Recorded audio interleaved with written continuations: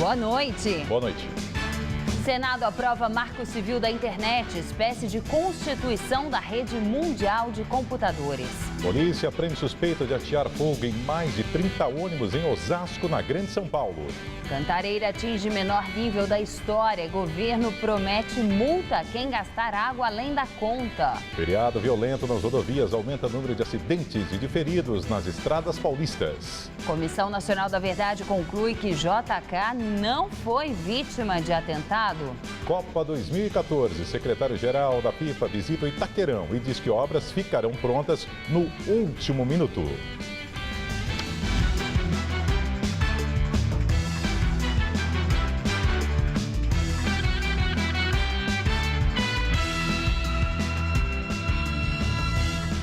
Um dos suspeitos de incendiar 34 ônibus em Osasco, na Grande São Paulo, foi preso. O detido é irmão de um traficante morto na noite de ontem. Segundo a polícia, o ataque teria sido uma represália ao assassinato do rapaz. 5 homens armados renderam funcionários e invadiram o pátio da empresa de madrugada. Edilson Almeida Silva, de 19 anos, foi preso hoje por volta das 11 horas da manhã, acusado de ser o mandante do ataque aos ônibus da Aviação Urubupungá, em Osasco, na Grande São Paulo. Ele é irmão de Edmilson Almeida Silva, morto a tiros na noite de segunda-feira. Os dois tiveram passagens pela polícia por tráfico de drogas quando adolescentes. A polícia não acredita no envolvimento de facções criminosas. O que consta até então é que se tratava de uma ação, uma resolução do irmão da vítima. Ele foi a causa determinante e a motivação foi exatamente esta, para vingar a morte do irmão. Estamos trabalhando, obviamente, no sentido de identificar os demais comparsas. O ataque aconteceu por volta da 1h30 da madrugada desta terça. 2 seguranças e 2 manobristas foram rendidos por 5 homens armados que atearam fogo nos veículos.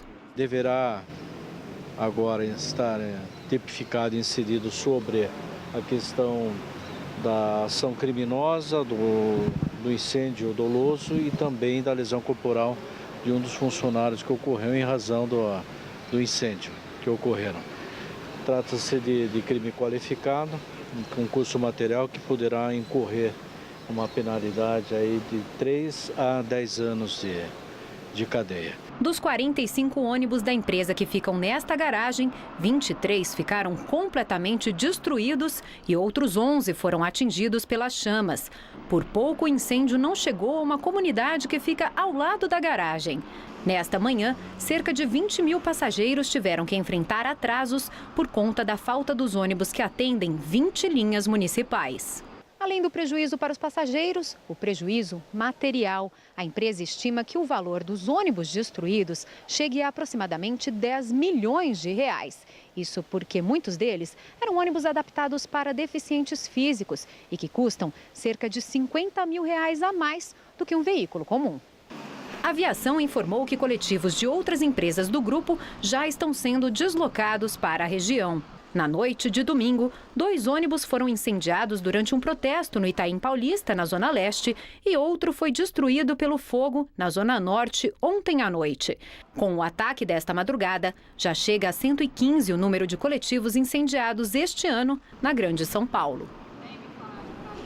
Agora à noite, em nota, a aviação Urubupungá informou que foram incendiados 37 ônibus. Ainda segundo a companhia, serão colocados à disposição dos usuários carros de reserva e a circulação estará normalizada amanhã pela manhã. Vamos ao comentário de José Neumann e Pinto. Bom, eu sou sertanejo, então eu sou especialista em vingança. E a vingança tem que ser feita contra o autor do crime. Então, esse irmão que foi vingar o traficante que foi assassinado é, acima de tudo, um covarde. Ele se dirigiu contra gente que não tem nada a ver com o atentado contra o irmão dele, atingiu o povo mais pobre, 20 mil passageiros tiveram atrasos em suas viagens nos ônibus, que atingiram 20 linhas por causa desse incêndio criminoso. E nós já sabemos que as maiores vítimas da violência estão na periferia e são pobres. Então, são absolutamente mendazes. esses politicamente corretos que acham que os bandidos são vítimas do problema social e que são heróis populares. Eles agem, na verdade, contra o povo. Agora, é preciso também fazer uma observação sobre a polícia.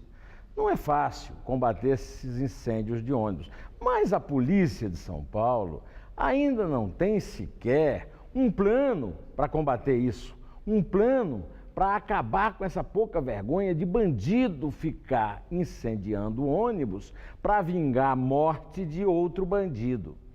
Chamo atenção ainda para o fato de que esse incêndio poderia ter atingido uma comunidade perto da garagem lá em Osasco. Ou seja, poderia ter havido vítimas dessa sanha criminosa em nome de uma vingança torpe, torta e covarde. Porque não foi o povo que matou o traficante.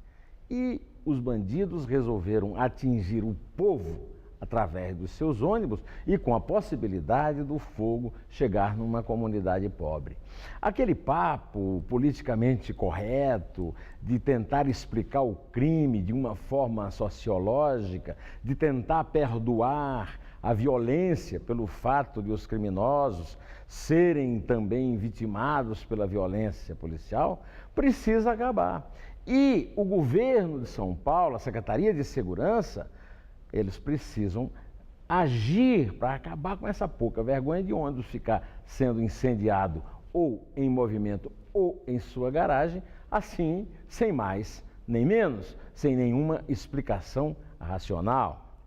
Bom, você sabe que me encontra aqui, sempre direto ao assunto.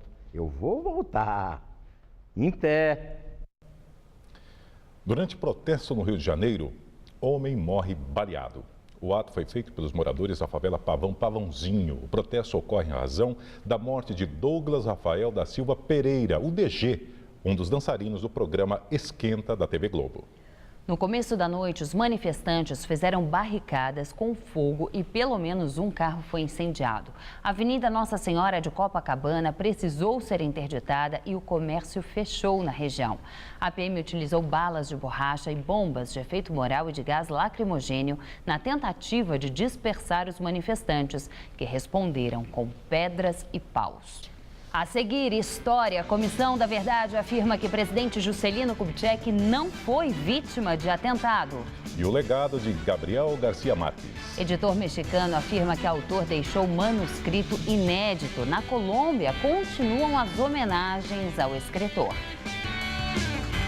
Comissão Nacional da Verdade diz que não houve atentado na morte do ex-presidente Juscelino Kubitschek. Segundo a comissão, a ditadura militar não teve participação no episódio. Havia suspeitas de que JK tivesse sido vítima de um atentado, como chegou a concluir a Comissão da Verdade do município de São Paulo. O acidente foi em 22 de agosto de 1976. De acordo com a Comissão Nacional da Verdade, está correta a versão oficial. O veículo que conduzia Juscelino pela Via Dutra de São Paulo para o Rio colidiu com uma carreta após ter sido atingido por um ônibus. Morreram JK e seu motorista. A comissão diz ainda que o objeto metálico encontrado na cabeça do motorista era um cravo metálico usado em caixões. Uma onda de invasões de antigos casarões atinge a Vila Mariana e bairros vizinhos na Zona Sul. Grupos de sem-teto invadiram várias casas na região nos últimos meses. O casarão na Rua Morgado de Mateus, avaliado em 5 milhões de reais, estava para alugar. O dono queria 18 mil reais por mês. Mas no dia 30 de março, a placa de aluga-se atraiu um grupo de invasores. Cerca de 10 famílias ocupam a casa. Segundo um dos moradores, é a 7ª invasão seguida em casas da Vila Mariana, Paraíso e Ipiranga. O dono ainda não veio conversar com nós, mas eu fiquei sabendo por algumas pessoas que ele vai vir conversar com nós agora no dia 2. Vai estar conversando conosco. Vocês vão sair? Só que a gente vai entrar num acordo com ele, porque no caso de sair assim, não vai sair. 6 casarões já foram invadidos no bairro e na vizinha Aclimação desde dezembro. São grupos diferentes, sem ligação com movimentos organizados. Por precaução, algumas imobiliárias estão retirando placas de aluguel de casas aqui da Vila Mariana que identificariam que os imóveis estão vazios. Uma outra estratégia adotada por alguns proprietários foi a contratação de seguranças para cuidarem das casas. Foi o que aconteceu com esta casa aqui na rua Joaquim Távora, que ficou invadida por 4 meses. O segurança é seu Roberto. Ele veio para casa assim que a justiça decidiu pela reintegração de posse. Quebraram aí dentro tudo, armário de parede, esse trem, tudo foi quebrado. Destruíram tudo, torneira, banheiro. Está tudo destruído aí dentro. Mas os antigos invasores não foram longe. Algumas quadras dali, na rua Humberto Primo, encontraram 2 sobrados desocupados. A consciência minha é que não é meu, se ele chegar e conversar e pedir. Para mim, tá limpinho. Não tem sujeira, não tem nada. Não é meu. Saúde. Começou hoje em São Paulo a campanha de vacinação contra a gripe. Devem tomar a dose da vacina pessoas com 60 anos ou mais, profissionais de saúde, povos indígenas, gestantes, mulheres que ganharam bebê há menos de 45 dias, crianças entre 6 meses e 5 anos, presos e funcionários do sistema prisional. A meta é vacinar 2,5 milhões de pessoas na capital paulista até 9 de maio, quando acaba a campanha. A imunização protege contra os 3 subtipos do vírus da gripe e está disponível de forma gratuita em 65 mil postos de saúde de todo o país. Mas em algumas cidades foram registrados problemas de entrega da vacina, o que prejudicou o início da campanha. Em Brasília, houve impasse entre o Ministério da Saúde e fornecedores das vacinas. Já no interior paulista, as doses ainda não chegaram em cidades como Votuporanga, Birigui, Andradina, Penápolis e Araçatuba. O Hospital das Clínicas de São Paulo realizou há 5 anos o primeiro procedimento de laqueadura sem cirurgia no país. O método, ainda pouco conhecido pelas mulheres brasileiras, agora está à disposição de um número maior de pacientes. O procedimento, que dispensa anestesia, pode ser realizado no Departamento de Ginecologia do HC e nas unidades básicas de saúde, as UBSs. É como se a mulher fosse a uma consulta comum ao ginecologista. Leva 5 minutos e nem precisa de anestesia. A Cristiane, que se submeteu à chamada laqueadura moderna, até ficou receosa no início, mas depois só viu vantagens. Mais rápido, indolor, sair daqui andando, posso ir para casa tranquilamente. É um microimplante feito com uma haste flexível. O médico introduz uma pequena mola de 4 centímetros em cada uma das trompas. O material similar ao usado em procedimentos cardíacos provoca uma reação do organismo que em 3 meses vira uma barreira natural, sem corte nem cicatriz. O ato dele em si não é nem cortar a trompa, nem ligar a trompa, que são os métodos de laqueadura tradicionais. Para participar, basta ter mais de 25 anos, 2 filhos e procurar uma unidade básica de saúde. O método é 99% eficaz. 3 mil mulheres já fizeram o procedimento no Brasil, que, entre outras vantagens, libera leitos hospitalares para cirurgias mais complexas. Na rede particular, esse procedimento custa cerca de R$7 mil. Mas aqui no Hospital das Clínicas a paciente não paga nada. Ainda assim, a procura é muito pequena.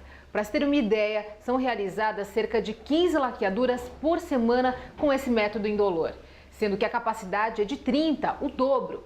Para os médicos, o que falta é informação, já que esse tipo de técnica moderna é vista como tendência na medicina.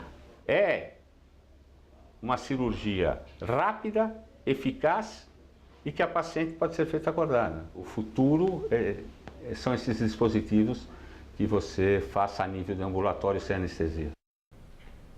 O nível do sistema Cantareira registrou novo recorde negativo hoje e agora opera em apenas 11,9% de sua capacidade. O índice é considerado crítico. O governador Geraldo Alckmin já afirmou que a partir de maio, quem aumentar o consumo acima da média será multado em 30% do valor da conta de água. Hoje, a presidente da Sabesp falou sobre o assunto. A presidente da Sabesp, Dilma Pena, negou que haja racionamento na região metropolitana de São Paulo, mas admitiu que em algumas regiões da capital, como a Zona Norte, por exemplo, enfrentam a falta de água. Em áreas mais longínquas, em áreas altas ou em pontas de rede, como se chama, pode eventualmente ter alguma falta de água à noite. Mas isso sempre houve. Não é agora em 2014, mas são problemas localizados. Hoje o sistema Cantareira atingiu 11,9% da capacidade. Dilma Pena disse que a água está sendo captada em vários pontos e distribuída igualmente nas diversas áreas da cidade. Nós estamos transferindo água do Alto Tietê e do Guarapiranga para áreas, então, atendidas pelo sistema Cantareira. Com isso, nós estamos equilibrando o abastecimento para toda a cidade. A presidente da Sabesp também falou sobre a cobrança de 30% a mais na conta de água dos consumidores que estiverem gastando acima da média. Cobrança que começa a partir de maio. Órgãos de defesa do consumidor e a Ordem dos Advogados do Brasil consideram a medida ilegal. Não é ilegal, né? Nós temos o respaldo da legislação federal de saneamento. E não é injusto, ao contrário, é justo. Nós tem a legislação federal que define que em eventos extremos pode haver um adicional tarifário para regular o consumo, né, pela conta, né? É uma sinalização de que o bem é escasso. A presidente da Sabesp também afirmou que não faltará água em São Paulo durante a Copa. Hoje choveu, mas apenas no interior do estado de São Paulo. Aqui na capital paulista, as temperaturas ficaram amenas. De acordo com os meteorologistas, os próximos dias serão de frio, com pouquíssimas aberturas de sol. Vamos aos detalhes da previsão com Mariana Armentano. Faz frio na madrugada e as temperaturas continuam amenas amanhã, mesmo durante o dia. Só no interior que esquenta um pouco mais. Uma frente fria avança sobre São Paulo e reforça as instabilidades sobre todas as regiões. O dia será de muitas nuvens desde cedo e as pancadas de chuva ocorrem a qualquer hora. Há risco de chuva forte, mas de forma bem isolada. Dia fresquinho e máxima de 26 graus em Marília. Já em Votuporanga, calor de 31 graus. Na cidade de Ribeirão Preto também faz calorão, máxima de 29 graus. E na faixa litorânea, os termômetros não passam da marca dos 25 graus. Na região metropolitana, a quarta-feira será bem parecida com os dias de hoje, com muitas nuvens, mas o risco de chuva forte aumenta. A mínima será de 19 graus nesta madrugada e a máxima não passa dos 25 amanhã. Na quinta-feira, tempo chuvoso e máxima de 22. E na sexta-feira, o tempo ainda fica fechado e a temperatura cai ainda mais. A máxima não ultrapassa os 21 graus.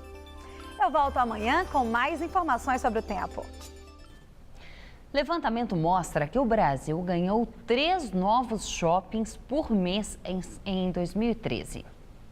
No ano passado, 36 shopping centers foram inaugurados no país. Até 2017, serão mais 103 novos estabelecimentos comerciais deste tipo. De acordo com a pesquisa Ibope, o Brasil tem hoje 459 shoppings e mais da metade está na região sudeste. Ainda segundo o levantamento, o setor vem sendo impulsionado pela construção de centros comerciais em cidades com até 500 mil habitantes. Senado aprova Marco Civil da Internet. O Marco Civil é uma espécie de constituição da internet no país e estabelece direitos e deveres de internautas e provedores. O projeto prevê que provedores não podem ofertar conexões diferenciadas, por exemplo, para acesso somente a e-mails, vídeos ou redes sociais. Outro ponto importante é o que diz que provedores não serão responsabilizados pelo uso que os internautas fizerem da rede e por publicações feitas por terceiros. Agora o texto deve ir à sanção da presidente Dilma Rousseff. PSDB lança a pré-candidatura do senador Aécio Neves à presidência da República. A cerimônia ocorreu em Brasília. A convenção que vai oficializar a candidatura será no dia 14 de junho em São Paulo. A escolha do local tem como objetivo fazer crescer o nome do tucano, junto ao eleitorado no maior colégio eleitoral do país. Será a primeira vez, depois de 4 eleições, que o PSDB lançará ao Palácio do Planalto um candidato que não é do estado. O nome do colega de chapa ainda não foi definido. Nos bastidores são citados o senador Aloysio Nunes Ferreira e a deputada federal Mara Gabrilli, ambos do PSDB paulista. Até o início de junho, essa questão estará definida. Nós temos nomes aí altamente qualificados que poderão acrescentar muito à chapa. Eu tenho recebido de todos os nossos companheiros uma demonstração de desprendimento muito grande. Ninguém aqui quer impor absolutamente nada, todos querem ganhar as eleições. Conselho de Ética da Câmara adia a análise do caso André Vargas para terça-feira da semana que vem. O parecer do deputado Júlio Delgado, do PSB, relator do processo, seria analisado hoje. Mas o deputado Zé Geraldo, do PT, pediu mais tempo para analisar o texto a pedido do próprio André Vargas, do mesmo partido. André Vargas ainda estaria decidindo se renuncia ao mandato. Ele foi alvo de denúncias de envolvimento com o doleiro Alberto Youssef, preso pela Polícia Federal na Operação Lava Jato. Logo após a abertura do processo disciplinar pelo Conselho de Ética da Câmara, Vargas renunciou ao cargo de vice-presidente da Casa e pediu licença de seu mandato por 60 dias. Vargas é investigado por quebra de decoro parlamentar. Copa 2014. Secretário-geral da FIFA visita a Arena Corinthians e diz que estádio que abrirá o Mundial ficará pronto no último minuto. O secretário-geral da FIFA, Jerome Valcke, estava acompanhado de Ronaldo, membro do comitê organizador, e do ministro do Esporte, Aldo Rebelo, além de algumas autoridades. A visita ao estádio durou alguns minutos e Valcke deixou claro no pronunciamento que a hora é de muito trabalho. Para mim, não há um dia a perder, não há um minuto sequer a perder. É uma corrida contra o tempo, ressaltou Valcke. Sobre as estruturas provisórias que ainda estão em fase de construção, Valcke declarou que não é um sonhador, gosta de ver as coisas concretas. Talvez estejam prontas no último minuto e não há tempo a perder. Outra preocupação é em relação às obras ao redor do estádio, a questão da mobilidade urbana. Pudemos perceber que, assim como dentro da Arena Corinthians, aqui fora, há muito para ser feito. Nosso compromisso é realizar entregas já da maior parte de todas as obras viárias do entorno até o final do mês e provavelmente até o dia 10 de maio todo o restante de intervenções que nós temos aqui ao lado. O ex-jogador Ronaldo falou rapidamente, apenas na última pergunta da coletiva. O estádio realmente está um estádio fantástico. Eu participei bem do início, quando motivei o Andrei Sanches a construir esse estádio para a nação corintiana.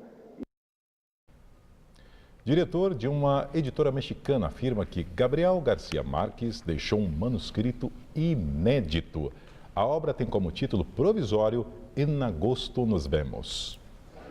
De acordo com o editor, para que o material seja publicado é necessária a autorização da família do escritor colombiano. O livro conta a história de uma mulher que todos os anos vai ao túmulo da mãe em uma ilha tropical. Hoje, na Colômbia, foi mais um dia de homenagens a Garcia Marques. Houve uma missa especial e o presidente do país, José Manuel Santos, disse em discurso que os colombianos devem ler e reler a obra de Garcia Marques porque ela expressa a identidade nacional. O ganhador do Prêmio Nobel de Literatura morreu na última quinta-feira, aos 87 anos, vítima de infecções respiratória e urinária e complicações do mal de Alzheimer. A edição das 10 do Jornal da Gazeta termina aqui. Uma boa noite e até amanhã. Fique agora com o Rony Fon no Todo Seu. Boa noite e até amanhã.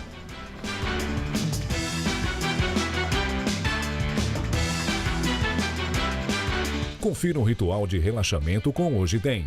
Nesta quinta, 11h30 da noite. Assista agora Todo Seu. E logo após, A Máquina.